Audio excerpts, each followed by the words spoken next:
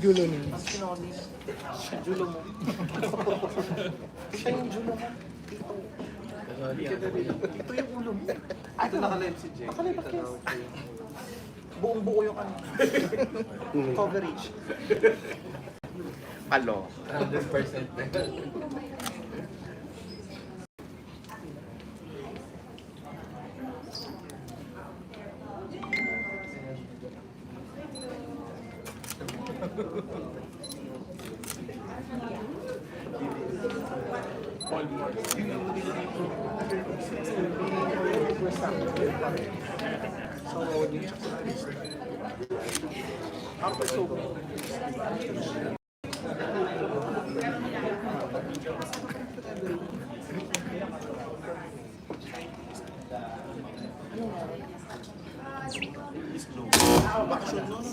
Uy, may nanonood.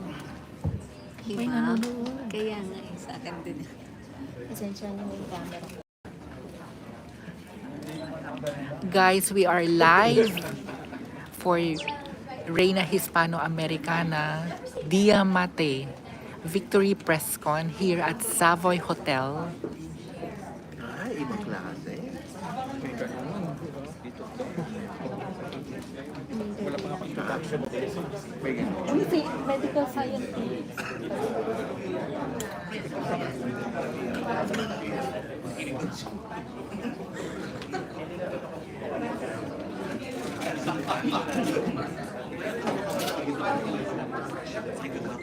May nanonood.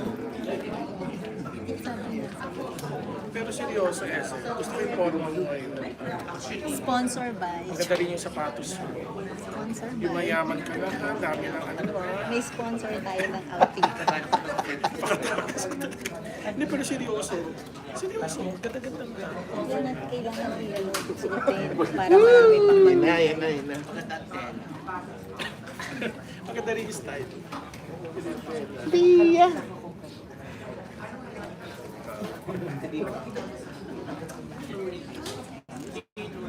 Ano bala ko?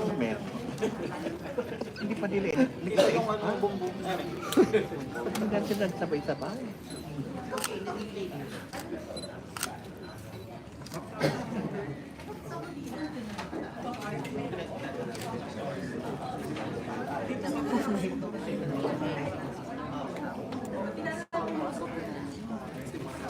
nasa live tayo. On stage. Dapat ganito ka para... Dapat ganito ka para Kanta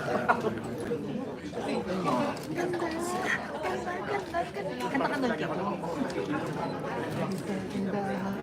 Oo. Parang siya kumanta. Mariko yung region.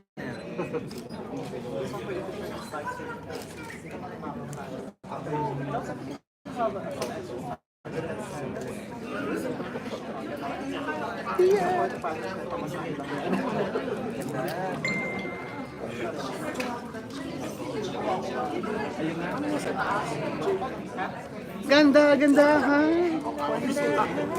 Akala ko kotse. Yes.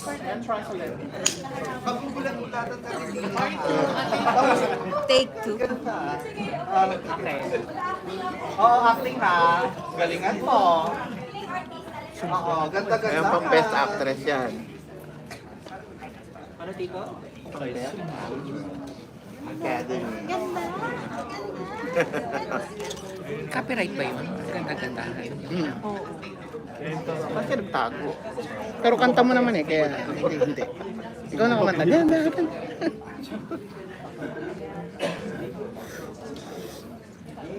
Sharing yun pag ako kumanta.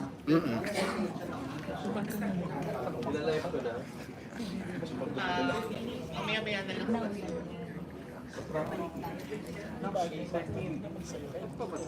Ladies and gentlemen. Our Reina Hispanoamericana 2025, Dia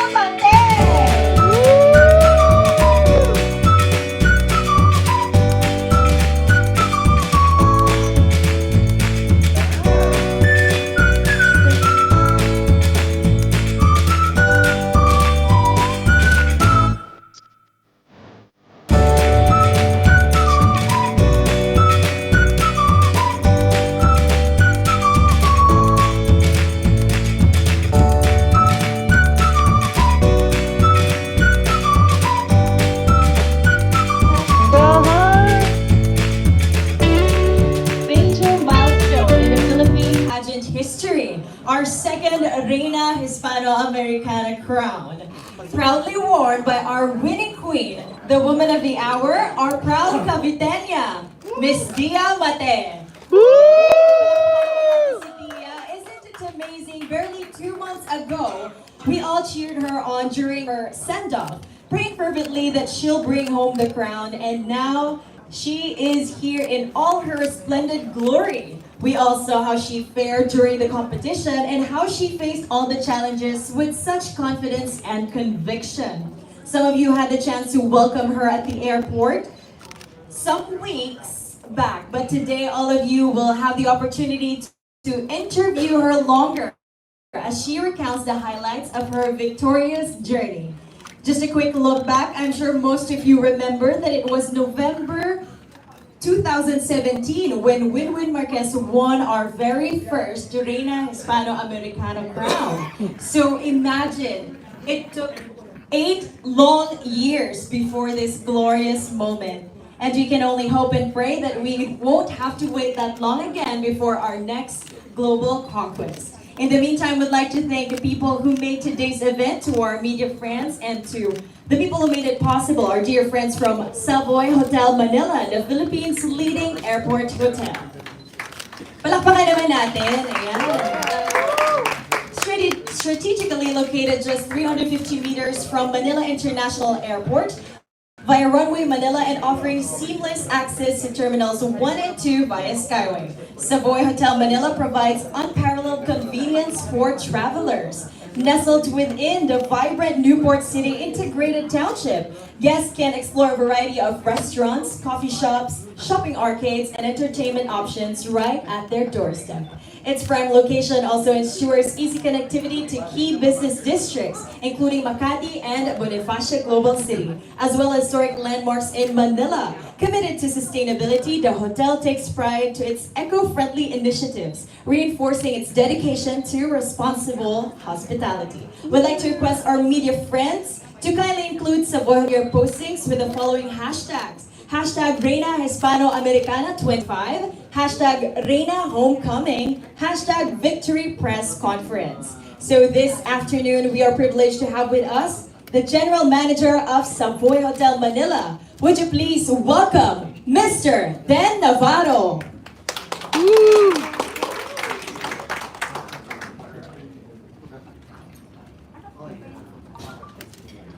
Thank you for that.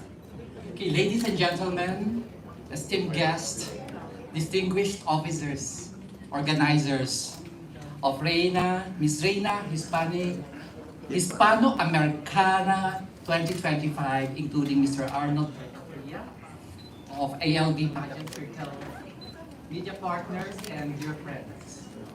A warm welcome to Savoy Hotel Manila for this momentous occasion. We are honored to host the Victory Homecoming press conference of Miss Reina Hispanoamericana 2025, Dia Maté.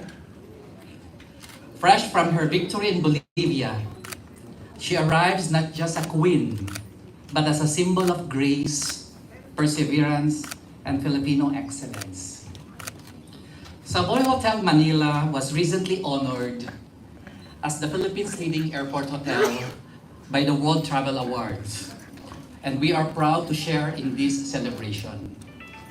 Her homecoming is even more meaningful as it coincides with International Women's Month, a time to recognize and uplift empowered women like Dia, who inspire confidence and ambition to the global stage. As Filipinos, we deeply cherished our Hispanic heritage and cultural influences, from our language and traditions to our cuisine and vibrant festivals.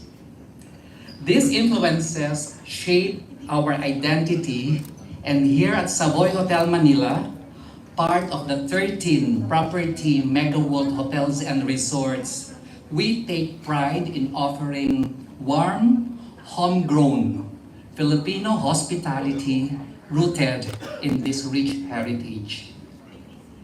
We hope you enjoy your stay and our specially curated Hispanic and Filipino meals crafted with fresh ingredients, some sourced from our very own vertical and roof garden. A testament to our commitment to sustainability. Once again, congratulations, Ms. Dia Maté. We are immensely proud of your achievements and the honor you bring to the country, the Philippines. May your reign continue to inspire, and may your journey ahead be as bright as your victory. Mabuhay and welcome home. Thank you so much, GM Navarro, GM Den Navarro. Thank you for once again allowing us to feel so much at home in your world-class amenities and pampering us with your delectable treats. May our first-class amenities always be top of mind among local travelers and foreign tourists alike. Again, would like to remind our media friends about our hashtags. Hashtag Reina Hispanoamericana 2025, hashtag Reina Home, hashtag Victory Press Conference. And now, again, we wouldn't want to let Dia go out again and enter, but please give your warmest round of applause for our winning queen, Reina Hispanoamericana 2025, Dia Maté. As we toast to our new queen, none of us can be prouder than this man, who can now be considered the winningest national director because of his number of global conquests from the past year to the present. Let's all welcome Miss World Philippines National Director and ALV Pageant Circle President, who is also currently running for the mayoralty seat in Olongapo City, Mr. Arnold Vega Fria.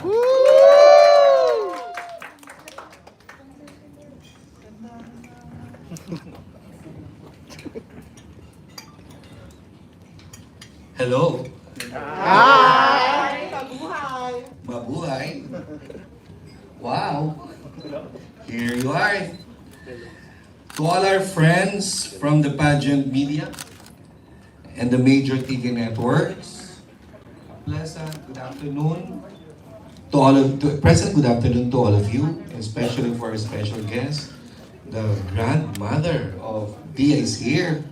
Mrs. Evelyn Maté. Let's give them a warm of applause. Of course, the gorgeous parents, Leah and Mike Maté. Let's give them a round of applause.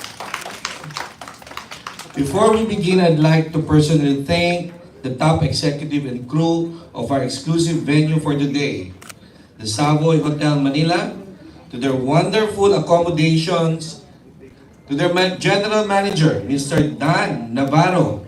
Thank you so much for hosting us, Dan. And of course, Miss Teresa de la Paz, the marketing manager. It seems like it was only yesterday when we had our send-off for Dia. And we were all just praying and hoping for her big win and even manifesting that we'll see each other again for a victory. And look where we are now. However, it takes more than claiming and manifesting to make miracle happen. And in Dia's case, we all saw the hard work that she exerted with such confidence and conviction to earn her crown, and she's rightfully deserved the Philippines' second Reina Hispanoamericana crown. Don't you see? What do you think, right? Yes. Super. Super. From the preliminaries to the time she won the national costume, somehow we felt that glimmer of hope, and as in one stage, that final night. It was Dia at her finest hour, flaunting her unique blend of beauty, brain, and heart in one unique package. Of course, her victory wouldn't have been possible without the help of the people who are meticulously ensured that she looked her best all the time. So let's all give a round of applause to her glam team. Where are they? Her makeup artists, stylists, and of course, the designers who gifted her with their world-class creations that showcase Filipino craftsmanship and creativity at its best. Let's give them a round of applause again. I will not mention their names anymore. There's so many. It's also, I would like to thank our very hard-working pageant media, of course, for all timely updates about Dia's activities since day one up to the coronation night. Your feeds, your live feeds have been a constant source of inspiration and hope of our diehard pageant fans. I'm sure a lot of you are curious to know what lies ahead for Dia. Number one, endorsement, bench, participation in the bench body work, and I will not mention the other endorsements in the works. The singing career, of course, the partnership with Radical Music, and we're preparing a concert soon. Isang VIP naman dyan. Showbiz career. Of course, we'll continue the acting workshop and we'll sign up with a network. Bongga na. Her advocacies, the mental health awareness, the music therapy as a mean of the healing mental illness, and of course also promoting Hispanic culture. ALB Pageant Circle is a STEAM winner circles. With Dia's win, I can confidently say that we at the ALB Pageant Circle is gaining renown as a training ground for winners. With the recent winners of Maria Gigante, the Universal Woman 2024, of course, Isabel Belisano, the Face of Beauty International 2024, CJ Opiaza, Miss Grand International 2024 first runner-up. I'm confident that it's only a matter of time before our Queen Beauty carry on with this winning streak in future pageants.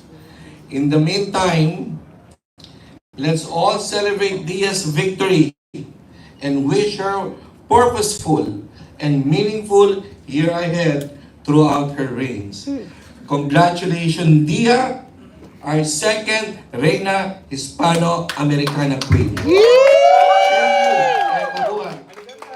Thank you so much, ALV. May Dia's triumph spark another winning streak for ALV Pageant Circle and bring home even more crowns for our new set of victorious queens before the end of the year. And we wish you all the luck as you embark on a newfound calling as a public servant.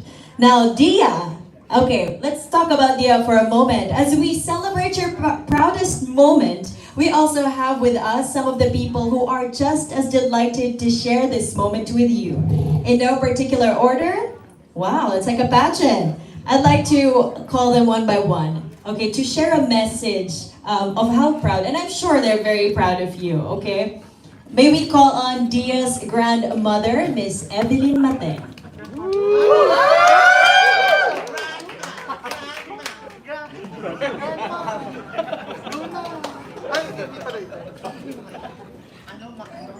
Oh my gosh, I wasn't ready at all to face any of you. Anyhow, I just wanted to say thank you to all of you for the support that you have given Dia all these past months. We're really very truly thankful and appreciative of all the media coverings, the interviews, and exposure you have given Dia. I think this gave her, with your support, this gave her the confidence in facing everyone in Bolivia. And before the competition, I remember Dia telling me, and I was really surprised, and of course that came from you, that Lola, I can do this. I was surprised. and she did. Thank you so much. Thank you so much, Ms. Evelyn Maté. And now may we call on someone from Dia's core team. We would like to call on Nicole Managil, her hairstylist, to give a few message. Walang lusot. Nagre-ready na siya, umiinom na siya kasi mukhang mahaba-haba tong message na ibibigay ni Mami Nicole. Di mo kaya yung shorts. Ganda naman yung Dia sa shorts. Hindi po ako ready, sana nag-dress ako. Ano ba gagawin? Magme-message, magme-message. Dia, I'm so happy and yes, English. Congratulations, Dia. Alam na, share ka lang po si Dia po ay nasa Bolivia kami. Sumasakit yung tuhod niya. Basta yung mga nararamdaman siya as a girl. Kasi lagi kang puyat talaga lumalaban. Pero talagang sinasabi niya na, bumabangon siya na, kaya ko tumama para sa Pilipinas. Kaya sobrang proud kami sa kanya talaga. Tapos, yung mga unang kinakabahan pa kami kasi parang sabi ko, shit, parang inaano si ano. Parang nawawalan kami na, oh my God, kaya ito ni Dia. Tapos nung finals po talaga, sobrang smooth. Sobrang smooth lahat ng ginawa ni Dia, kaya sobrang proud kami. Sa nangyari talaga parang, oh my God, ibang Dia yung nasa stage. Parang, ang lala. Ina po, maraming salamat. Thank you so much. Siyempre, kung nagsalita yung hairstylist, yung makeup artist naman, let's call on Yach Labeo. Walang makakataka sa segment na to. Okay.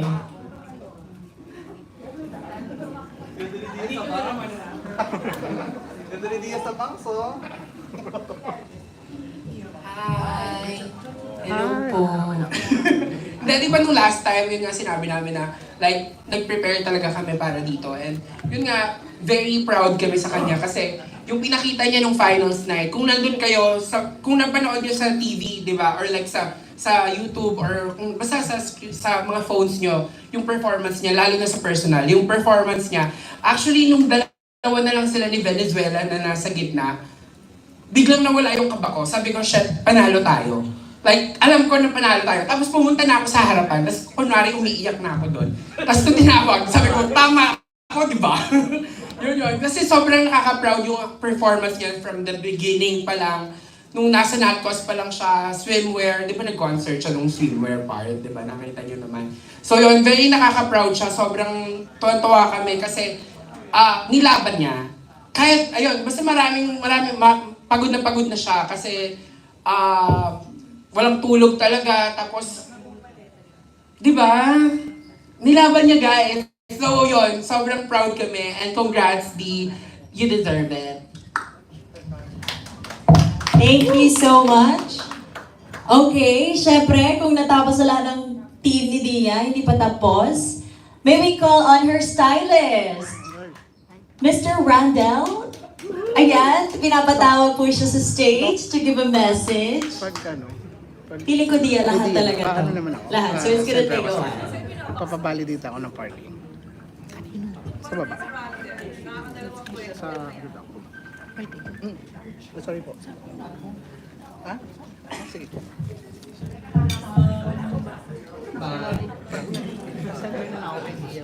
Actually, nung time namin, marami nangyari. So, una naiwan namin yung Natcos niya. Pero best Natcos siya. Tapos nung finals night, naiwan yung maleta ng gown niya. Pero nahabol, nanalo kami. So, ang dami namin nangyari nung time namin sa Bolivia. Buti nandun kami sa kanya. So, congratulations, Dia. You deserve everything. Lahat ng hardship natin nag-boom. So, I'm always here for you. Ayun.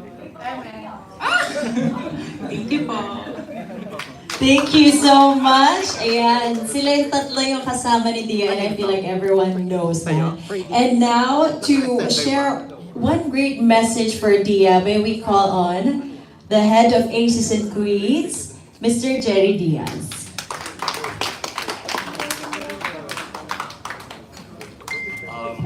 First of all, congratulations, Dia. You made us all very happy. your family, the ALB pageant circle. I feel very fortunate because I saw the evolution of Dia Maté from the time that she first screened for Aces and Queens. The beauty was there already, the personality and the charm, but during that time she was still quite reserved. But over the year, over the months and that she was training, she was among those na very diligent pag-train. She was rarely absent sa training and she always had her notebook with her. So lahat ng pointers na binibigay ng mga trainers, she always took note of it. And when she finally, during the selection, we were asking the girls where they wanted to go, and then we grouped her in Miss World. And I told her, you should join Miss World Philippines. So we had a picture na nandun isa sa Miss World Philippines, but that time, parang hindi pa siya very sure. And I think what clinched the decision was, I sent her videos. I told her, bagay ka doon kasi you have great personality, you have good communication skills, and you have great talent. That same evening, I sent her the videos of Miss China who won Miss Talent and became Miss World. And then I sent her also the video of Miss Puerto Rico who won also Miss Talent and then went on to become Miss World. So the following morning, he said, Tito Jerry, I think I'm going to join Miss World. Kaya daw wala pang announcement kasi yung Miss World. So, sayang yung training niya. She felt she was ready for it already. That's why she joined Miss Universe Philippines.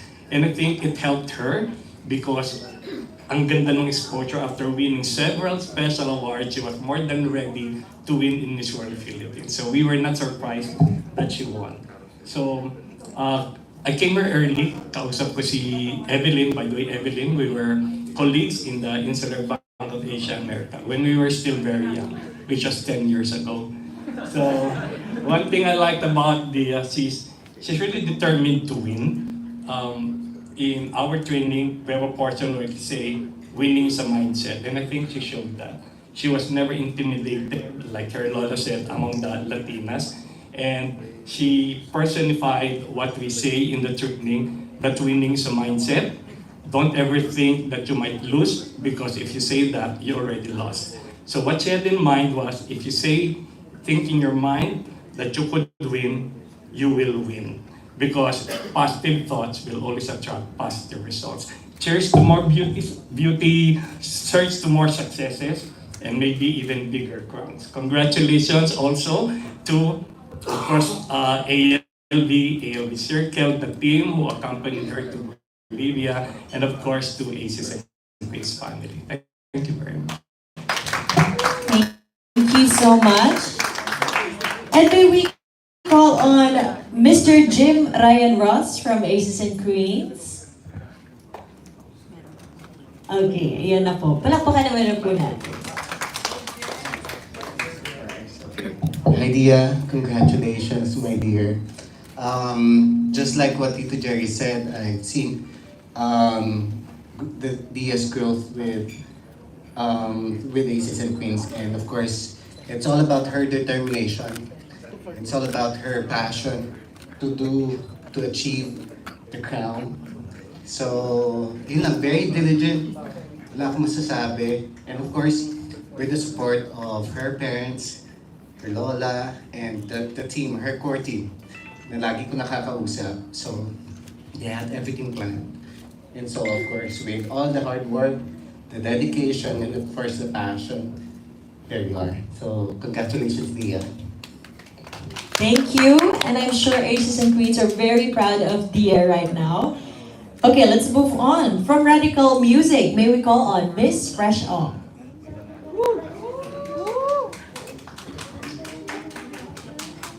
Hi everyone, hello, I'm Fresh from Radical Music. You might not know this, but Dia's first love before pageantry actually is music.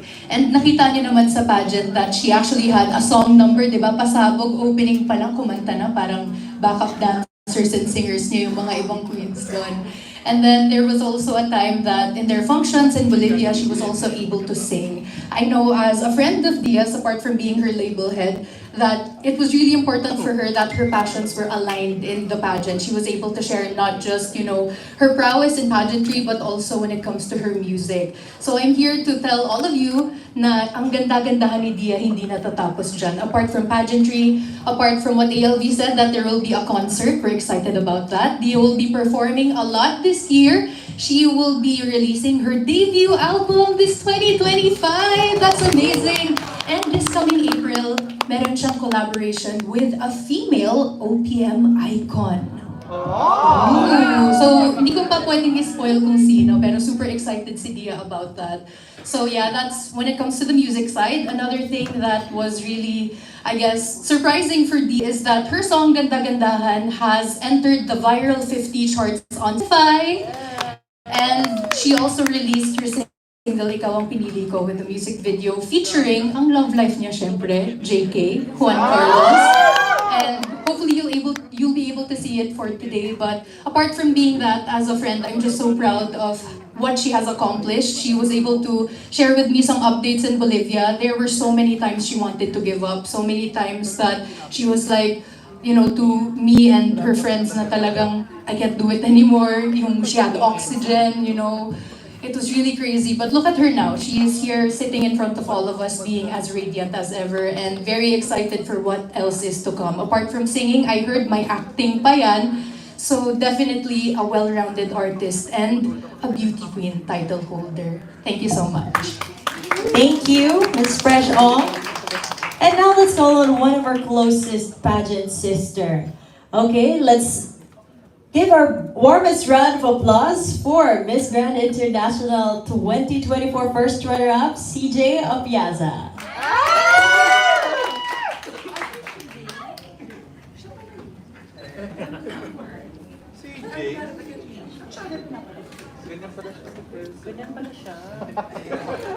Yes po, nandito po.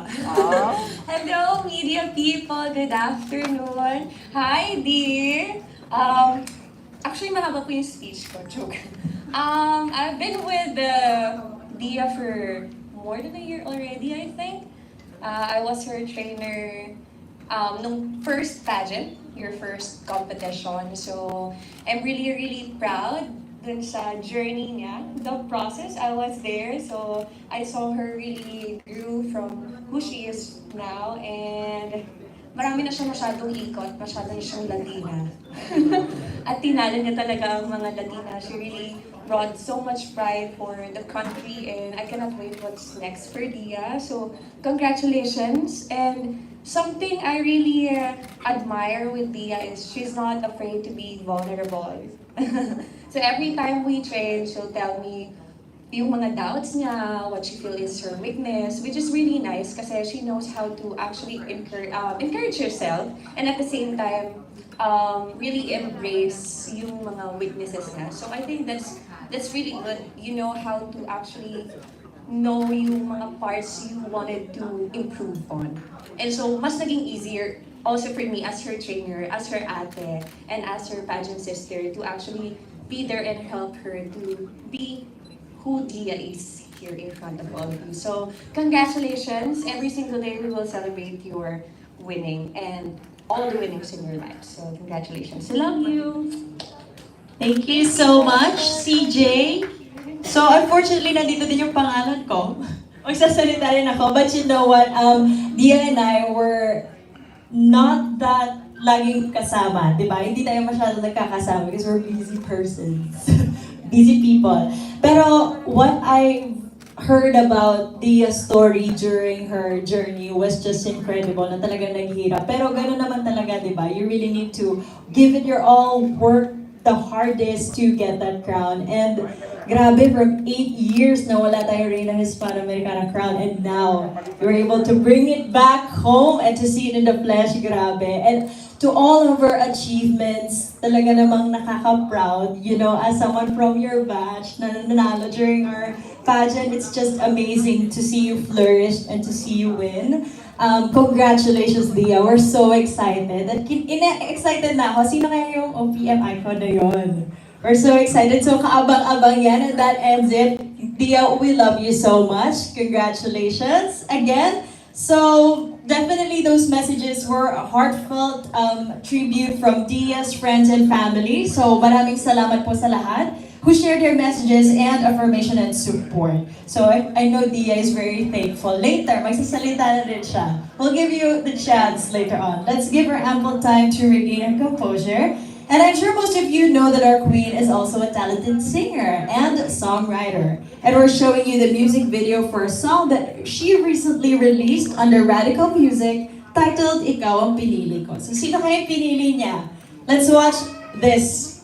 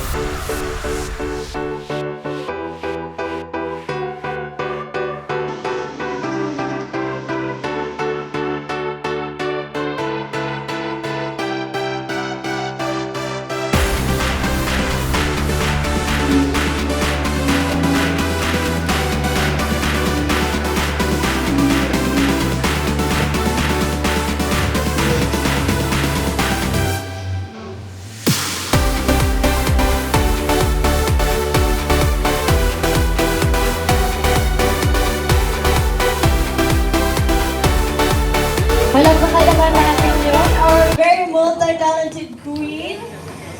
Anyhow, at this point, I'm sure most of our media friends are all eager to fire away with their questions. So to everyone, kindly feel free to approach our mic. And please state your name and media affiliation before asking your question. So to give more time to others, we are only allowing a maximum of 2 questions. Besides, you can always ask your question later on during your one-on-one interview, so we hope you understand. Okay? Ayun daw, message.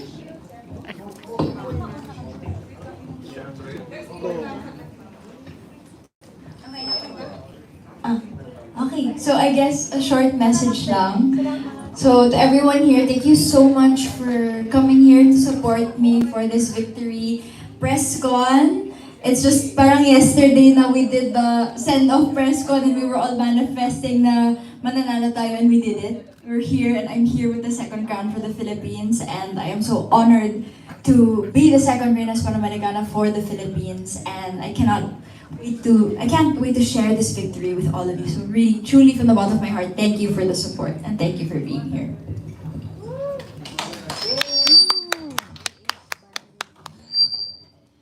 Hi, Dia. I'm Tito Norman. Hi, Tito Norman. Yung feedback. Okay. Dia, we all know, well, pageant netizens or pageant bloggers know that, and bloggers, that when Winwyn Marquez won the first Reina Hispanoamericana crown back in 2017, she approached the competition as an entertainer. Did you factor in this part in your game plan in Bolivia this year? Yes, I did. I wanted to take advantage of my experience with music, with singing and dancing and performing because performing is really what gives me confidence and it shows who I truly am on stage and I felt that it really helped me when I was their coronation night, diba? I sang. So I wanted to make sure that I could show the organization anytime that I could get that I could sing. So they liked it enough to put me there as a production number and to be the first one to sing during the opening numbers of swimsuit round. And I'm really, really grateful that they gave me that opportunity and that opportunity to sing in Spanish. Dia, quick follow-up lang. When you did that solo spot during the start of the finals, what was running inside your head? Para bang, I think mananalo ko ngayong gabi. Pagsusolo ko, magiging backup dancers ko yung mga babae and everything. Did you entertain such thoughts? Well, the main thought that I truly had was I wanted to have fun with it. It was something that was familiar to me and I could be my most confident self because I love singing, I love dancing and being on stage and it truly gave me that boost to really do my swimsuit round. That was really hard by the way. Ang hirap ng routine messaging. But I did it because we practiced so many times. But ayun lang, I was just so grateful and so happy that I could have that opportunity to be singing on an international stage. Thank you, Dia. Congratulations. ALB, alam na natin, entertainer uli ang pakadala. Hello, Dia. Good afternoon. Congratulations. Thank you so much. Second crown for the Philippines. Yes. Okay, Dia, can you share some, like, yung story behind your solo moment during the swimsuit competition? Kasi I'm with my friend that night. So sabi ko, oh my God, may solo na si Dia. So, it's like Winwyn, may excel na din siya for her talent. Ikaw naman for the swimsuit. So, yeah. Story. So, story time. Saglit. So, this all came about because me and 4 other girls, we all sang sa isang event in Tarija, Bolivia. We were asked to just sing in front of everybody. Wala lang, it was purely jamming lang with the band that arrived there sa event mismo. So we sang and we were all enjoying, singing whatever we wanted. Tapos the organizer saw it because the social media person of Reina Hispanoamericana posted it sa socials and made a whole reel about all of our performances. And then I got a message from Gloria Mariana mismo, the daughter of the owner, Miss Gloria. And she said that they will be selecting 5 candidates to sing in the finals, but we have to participate in a short audition just to make sure that we can actually sing naman, diba? So we were at the hotel. She called me early and said, Dia, please be down at the lobby by 7 a.m. Just sing in front of me. So ganun lang. Super casual na sing a cappella in front of her. And then, ayun, I secured a spot to sing in the finals. And we recorded it in a studio with the producer who made the opening number song. And it was really fun. I got to experience what it was like recording in Bolivia, especially with my co-candidates. And then, nagulat ako kasi ako yung una mag-akanta dyan sa stage. But I didn't let it faze me. I wanted to use it as a motivation to really amp up the performance for the show. Okay, follow up. Nung last 2 standing na lang kayo ni Venezuela, ano yung pinag-uusapan niyo na parang ikaw, parang may nag-uusap kayo that time eh. Like, anong sinasabi niya that moment sa'yo? We just looked at each other and we were like, oh my gosh, it's just the two of us. Okay, we can do this. Tapos, ganun lang. It looks like we're talking to each other, but really we're just closing our eyes and praying to God. Like, we're just saying our own mantras. And about what was going in my head, I was really manifesting it. And I got this from Tito Jerry, actually. Tito Jerry said, just remember you are Reina. Just keep saying you are Reina in your head and it will happen. So that's what I was doing when me and Venezuela were holding hands. I was saying, I am Reina, I am Reina, I am Reina. Please God, let me be Reina. So ganun yung mantra ko sa isip ko. And then, ayun, when they called Filipinas, I couldn't believe it. I was so shocked, but super ecstatic and overwhelmed at the same time. So, yeah. Okay, congratulations again, Mia. Thank you so much. Hello, Tia. This is Paul. Congratulations. Thank you. Mas ganda-gandahan. Nakaka-yes. So, Tia, we would like to know, of course, how are you right now after winning the crown? I am so happy. Of course, physically tired. Right after the coronation, the first thing I did was sleep talaga. But overall, in terms of how I feel, I am energized. I am so happy. I'm filled with overwhelming emotions still because every day I still get comments from people na you made us so proud. You brought pride to the Philippines. Iconic ka. Yung mga super maganda na comments that really boosted my confidence and I get to see those every day and I see the impact. Kanina I had a guesting sa TikTok Lab on GMA this morning. And some of the audience members were girls part of a pageant.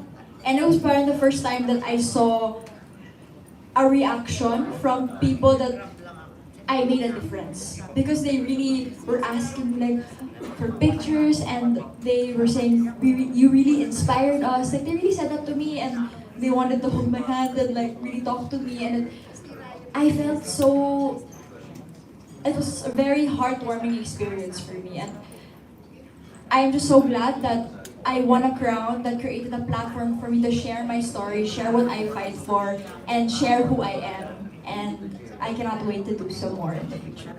Love that. And just to follow, how do you feel that you are now the second Latina CEO? You know, when I think of Latina Slayer, I say this all the time, I really think of Winwyn talaga. And I feel like Latina Slayer is such a big title to hold, a big unofficial title to hold, because that means you really made an impact and made a difference in the pageant industry because you one amongst the Latinas who are one of the top pageant girls in the world, the top pageant countries in the world. And for me, I think it's more that I am inspired. I'm more confident, and I really want to hold this title with responsibility alongside the crown. Because it means that I guess made a difference in the pageant industry and really showed that despite being Filipina, despite being shorter than everyone in the top 7, we were still able to get the crown just by using personality and kindness, of course, because that's the most important. Thank you. Congratulations. Thank you. Now, turn the mic to Ganda. Hi, Dia. Hello. Congratulations first. This is Jay from Pageant Trend. So, my question for you is, the moment you arrived in Bolivia, did you feel any signs that the crowd will be yours? I was just so grateful to be there and excited for the journey ahead. Of course, I have to be honest, I was so tired from the drama. But I was thankful because I had a few days to rest and really meet the girls and talk to everybody. And what was really in my mind was, no matter if I win or not, what I want to get out of the experience is to grow as a person and to truly enjoy what I am doing. Because if I'm not enjoying what I'm doing, then why am I here? You know, and I wanted to show to the Philippines what the beauty of being a beauty queen is. It's not only representing your country, but representing what you fight for and who you are. And I wanted to showcase that on the Latin American stage. And I feel like I believe that I could, and I did. And ayun, nag-crown na tayo. Congratulations once again. We're Thank very you proud so of you, much. leaders. Wow. Next, ganda-gandahan. Mga magandang media. Lahat na lang ganda-gandahan. Oo. Okay. Ganda. Gandahan. Sa media. Maraming salamat sa karangalan niyo. Tagalog. Okay, my question is, so nasa Bolivia ka for half a month, 2 weeks, ganyan, no? So what will you miss most about Bolivia? My pageant sisters, I already miss them so much. My best friend talaga there and my ate was Miss Bolivia, Miss Estefania. She took care of me, really took care of me. Like, when there were times where I didn't understand anything, I felt lost, she really helped by translating, making sure that I was okay. When I was sick, she was giving me medicine, giving me hydration salts, making sure that I wasn't going to faint. I told her that I was intolerant to coffee and to dairy, so every time I wanted to drink coffee, from the mga taste test samples, she said, no, stop, don't drink that, you're gonna get acidic, you're gonna feel sick.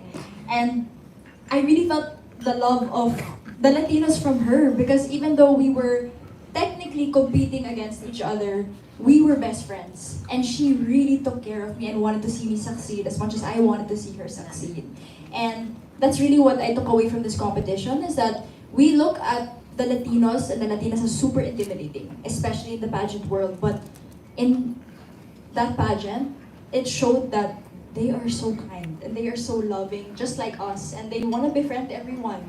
And we shouldn't have that stereotype about Latinos anymore. We should just be friends with them. I want to share a quick story. When I was growing up, I went to the States with my dad when he took his masters, and his barkada was all Latinos. He wasn't friends with the Asians. His barkada were all Latinos. So I had my tios and my tias, my titos and my titas that were Latino, and I felt the Latino love from a very young age. So it felt like a full circle moment for me, having my own Latina best friend and to experience the Latino culture. Okay, it's a follow-up question. What your pageant fans and followers can look forward as our latest Reina Hispanoamericana? So I'm excited to share that the Reina Hispanoamericana org is organizing with the ALV pageant circle that I go back to Latin America, hopefully this year, to travel around and visit different countries to learn more about their culture, to share about Hispanic culture and love to the rest of the world. And I'll get to try more Latino food, get to meet more Latinos, and learn more Spanish. So we're planning on getting a Spanish coach so I can be more fluent when I go back to Bolivia and visit these Latino countries. And other than that, hopefully going to different parts of Asia to share Hispanic culture and to share what Reina Hispanoamericana is and its importance. Thank you so much. I will pass the mic to Under Ganda.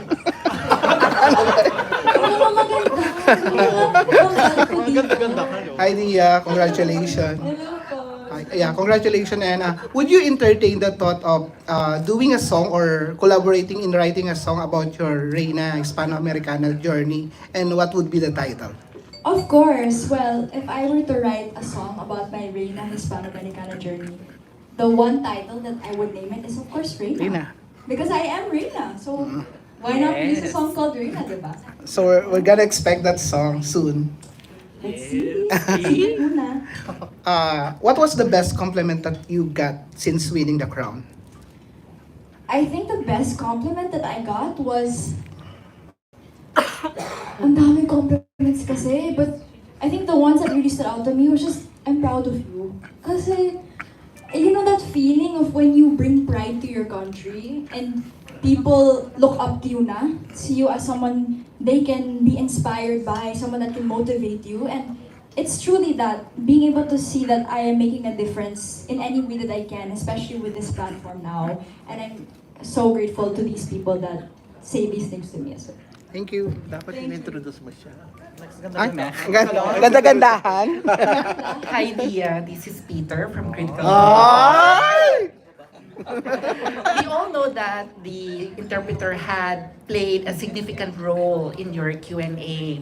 Did you had a prior chikahan with him before and after the winning?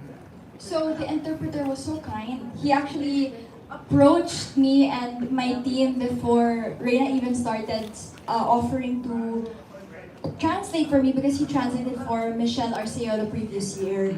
And we met the first day I arrived because walang ganap, and interviewed me and asked me about the Philippines and my plans for Reina and what I want to do to win, what I will do to accomplish this goal. And he gave me really good advice about how to impress the Latinos, how to reach to their hearts, and how to convince them that I can be the next Reina Hispanoamericana, even though I cannot speak Spanish. And he really gave me that confidence and that boost that even though there is that language barrier for me, he would be there to accompany me on stage to translate my message to the rest of the Hispanic community. Did you miss any food in Bolivia? Oh my gosh, guys. Okay, this is the one I really want to share. So, there's this one dish in Bolivia. It's called majadito, and it's so good. It tastes like arroz a lo cubana. It's rice, and then they also have plantain, banana, and then egg, and then it can be ground beef, ground chicken, ground pork, anything. So, it tastes exactly like home. So, that was the one dish I kept eating because I got homesick. And it gave me so much comfort. So, yeah, that was my favorite thing in Bolivia. Yeah. And other than that, there was another food. It's called salteña. So imagine an empanada, a large empanada na may soup sa loob, and it's so delicious. And they say that if you can't eat it properly and you spill the soup of the empanada while you're eating it, it means that you cannot kiss. Oh! Oo, I ate it properly.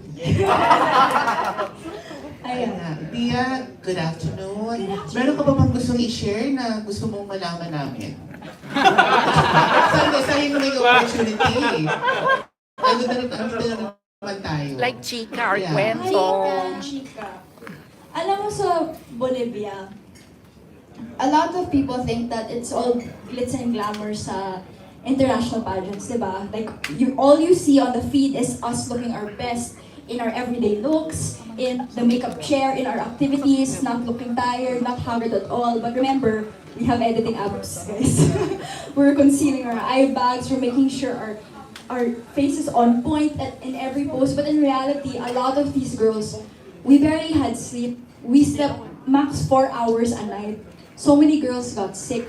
We weren't really eating. And that's the reality of pageants, even nationally, because we want to work so hard and we want to look good and do well, that our focus is to impress everyone, win the crown, and our focus is not on taking care of ourselves. And that's what I want to advocate to people, is that we really have to take care of ourselves. This is something I don't talk about, and something I would like to share. I was diagnosed with lupus when I was 16 years old. And it's more on having a lot of lupus markers, and it's been managed while I was growing up, and that's why I don't talk about it so much. But while I was in Bolivia, there have been so many instances where it was flaring up. So my whole body was in pain. I had arthritis a lot of the time. So sumakit yung ankles ko, yung knees ko, yung elbows ko. And it made the experience 10 times harder. I was fatigued so much. We went to La Paz, which is one of the highest cities in the world in terms of altitude. So it was easy for me, especially to get altitude sickness due to my immune system. So that's what Presh was saying, with me having oxygen masks, and that's why I really wanted to give up, because physically my body couldn't take it. And I really did want to give up. I was calling my parents, I was crying, I was so depressed in the sense that physically, hindi ko na kaya. But everyone was telling me, you already did it. You won the national crown. You're so close to coronation. It's just a week away. Just push through. You can do it. Just remember that there are always gonna be people who love you despite the situation you're in, despite how you are feeling. But remember, you can do this. You have gone through worse. Your body has gone through worse. It's just a little push.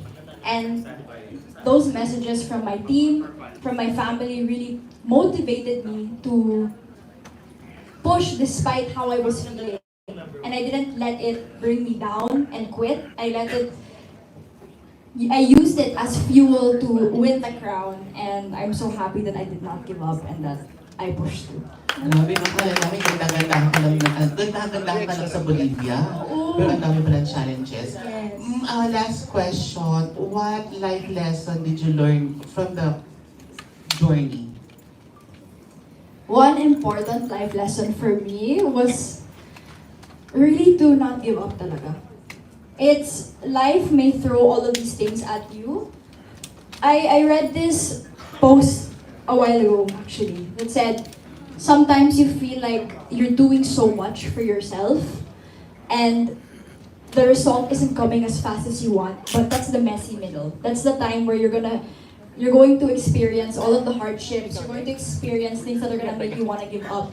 But the reason why you are there is because you're meant to be there. So I kept that in mind the whole time I was there. I remember that I am here for a reason and I am here to win. I want to win and I want to make my country proud, so I can't let anyone down. So I kept going, kept pushing. And I reached the end where we got the crown and all of it was worth it. All of the pagod, all of the stress. We did it. And I'm just so glad that we have the crown. Congratulations to Kalia. Thank you so much. Mabuhay ka. Our next is, ito ang totoong ganda-gandahan. Jel. Hola, Tia.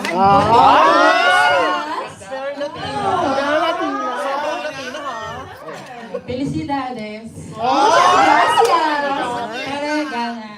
Reina Hispanoamericana. 2025. Me llamo Jel Masinsin Lopez, desde Pageant Nobles.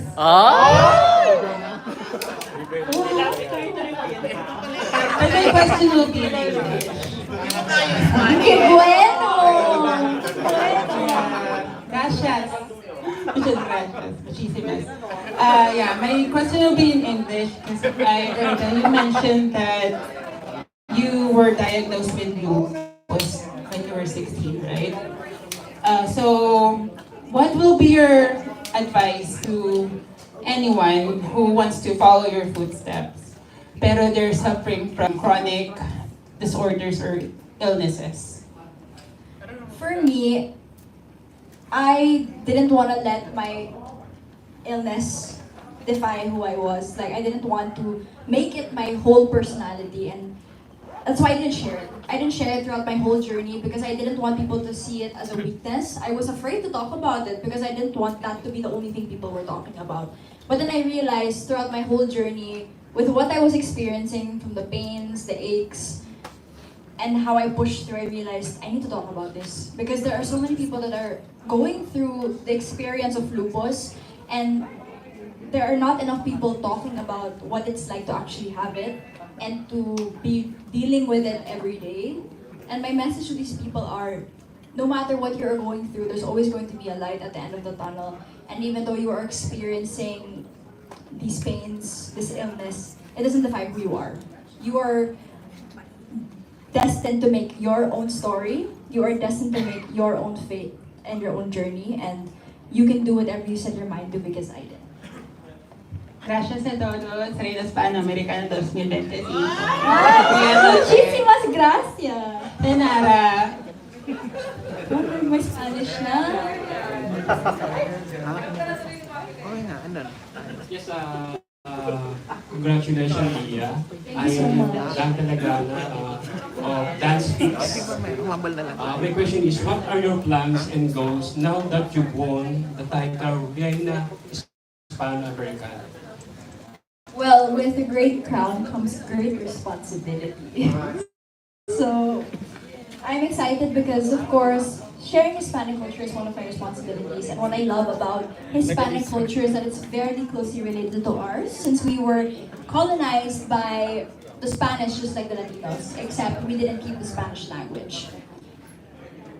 Latinos are warm, they're loving just like us. They also have the same faith in God. And other than that, Latinos are so hospitable and kind. And that's what I want to share, that despite us not living in the same continent, we can be the same, and we are the same. And other than The Crown, as Fresh said kanina, super excited ako because my next single in April is going to be with an OPM icon, a legend. She can hit beat notes while sitting down. Super magaling siya. Like, 2 days tapos na siya. She records in less than an hour. An icon and legend. Yun lang, that's all I can say. Personal life with the demands of being a title holder? It's all about managing time, managing expectations. In my personal life, the people in my personal life know that I am busy with this responsibility, and we've set an expectation and a boundary that no matter what we're going through, we're going to be there for each other no matter what, despite the busy schedules and despite not seeing each other. And I think that's the beauty of these relationships, that they're low maintenance and that we just support each other from afar and we get together when we are free. Thank you. Thank you so much. Okay, thank you. I think that's it for our question and answer. And you know what, thank you so much to all our media friends who were able to come today. There's another question. Okay. Yes, the true Latina. Sobrang Latina. So proud of you, Dia. Thank you so much, Kristen. Spanish. Spanish. Ay. ¿Cómo sientes?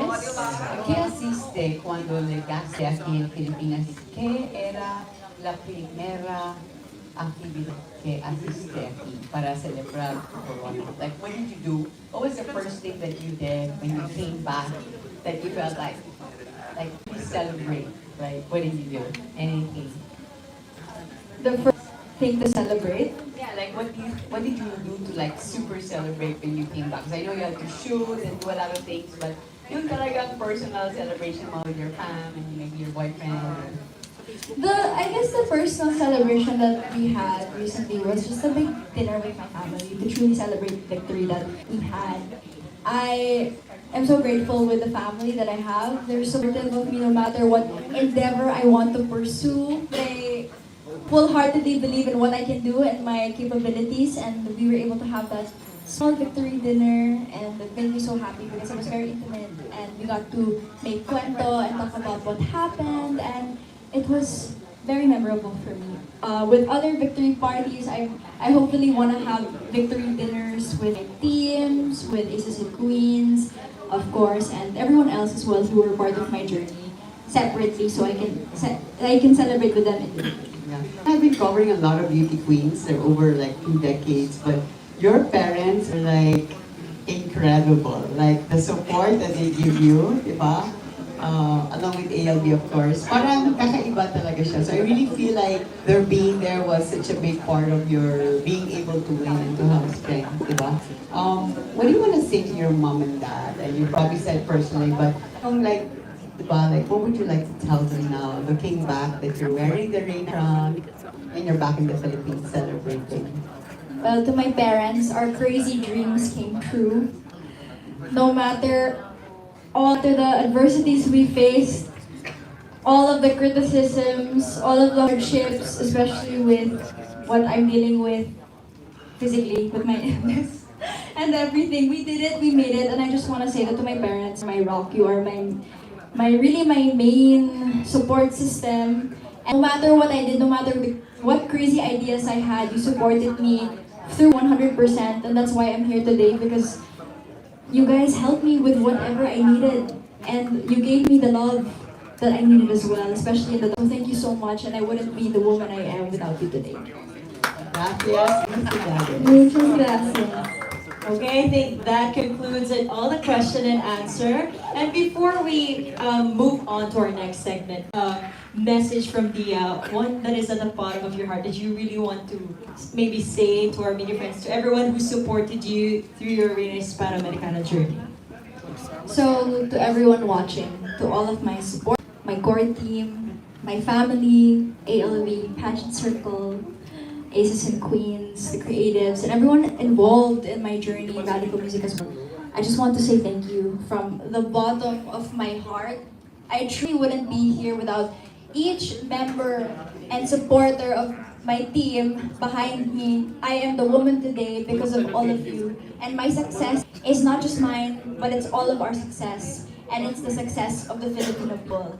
So thank you so much. Thank you for making me a queen, and I hope to be the best queen I can be this year. Thank you so much, Mia. Palapakan naman natin, our Reina. And we all know how hard you worked for your crown, and everyone